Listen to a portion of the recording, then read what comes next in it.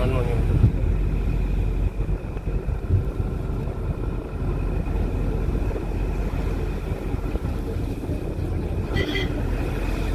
பச்சையாக இருக்கும் புல்வெளி.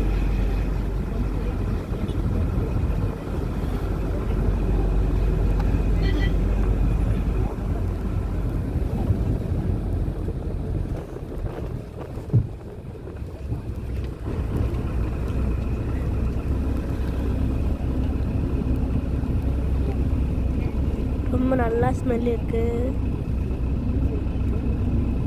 இங்கெல்லாம் கிராமத்து சைடில் தான் இப்படி பார்க்க முடியும், எங்கேயும் பார்க்கவே முடியாது. பார்த்தீங்கன்னா சேத்து தண்ணி, நல்லா சுத்தமான தண்ணி. இதில் கூட மீன் வாழுது.